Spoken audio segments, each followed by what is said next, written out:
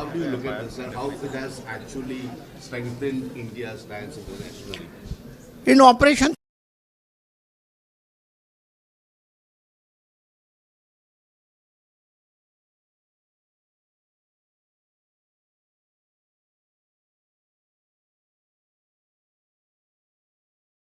Sindoor, India has demonstrated its Atmanirbharta in defense technologies in its totality, whether it is artillery, whether it is air defense, or missiles, or radars, or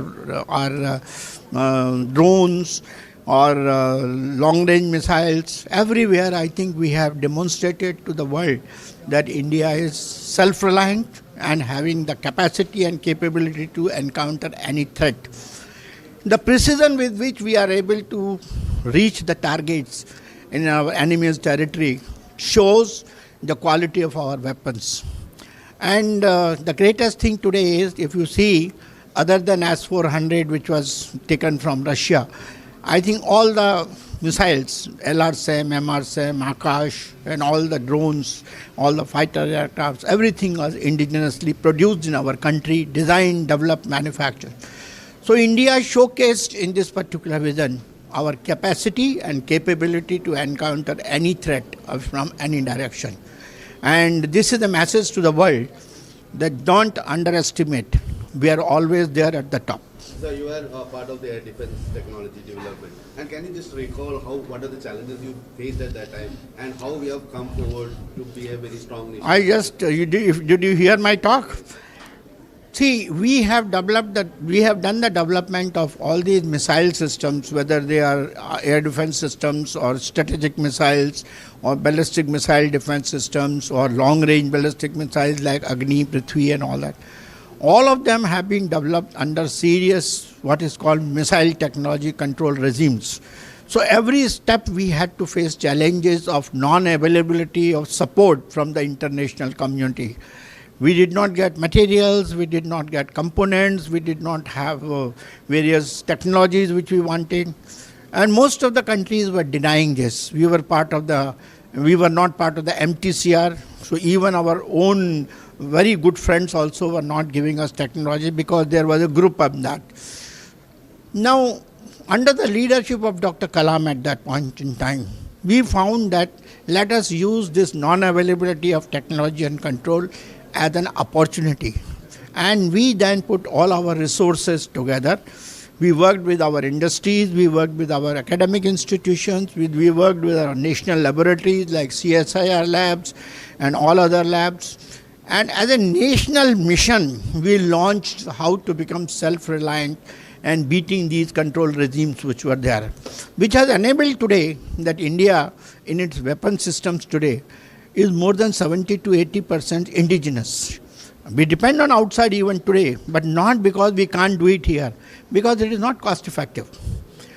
There are certain things that are required in such a small number, but the cost of setting up a facility for that small number is very high. So we import. So that means we are self-reliant, but we are doing things in a cost competitive manner. So we have a cost in our view. We have self-reliance in the view, we have the capacity in the view, we have the capability in the view. So overall, I must say, India is flying high, and the mission of Atmanirbharta as far as the defense, space, atomic energy and other sectors are concerned is getting fulfilled. Sir, in fact, Pakistan is backed by China and also Turkey, where the weapons are supplied by them. So how do you see Pakistan's military capacity in connection with India? Because China's weapons that they are using. You have seen that the most of the weapons which were used by Pakistan in this particular short battle, I think are of the foreign origin. And that only shows that their internal capability to build systems of this class and accuracy and everything is limited. So I think that in terms of that, they are nowhere compared to India. Okay, and sir, what are the future of the defense as a defense expert? I think the technology is not static. The war philosophies are always changing from time. Once upon a time, we used to enter into the enemy's territory to fight war. But today, we did not cross the line of control.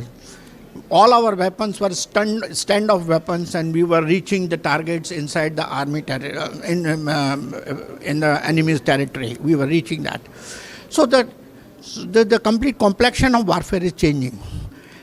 There used to be surveillance using different kind of methods like aircraft, but today satellites are doing the surveillance. We are able to get the picture where our missile has gone and hit that. Where is the accuracy at which I should be able to guide my target? So the evolving scenario of war also brings in growth in technology. The technology is growing. Speed of the missiles we are increasing from supersonic to hypersonic. We are going for hypersonic glide vehicles. We are going for directed energy weapons. A laser beam will be able to kill a drone in no time.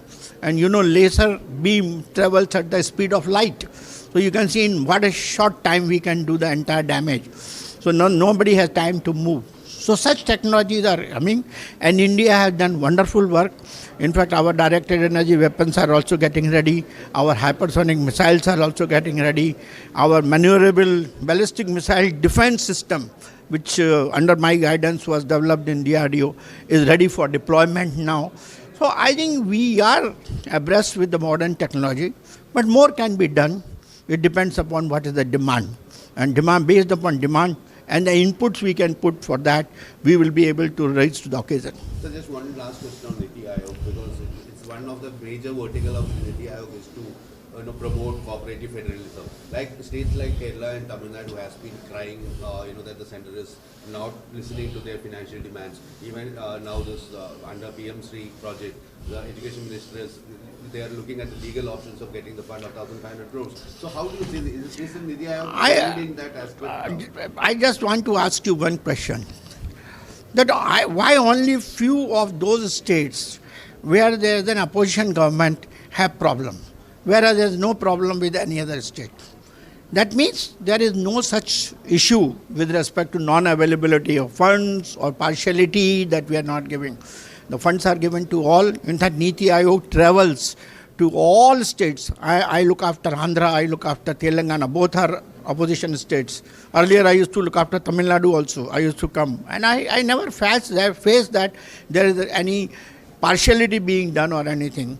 Our Honorable Prime Minister, India as one, nation as one. So there is no question of showing or giving less resources to somebody and things like that.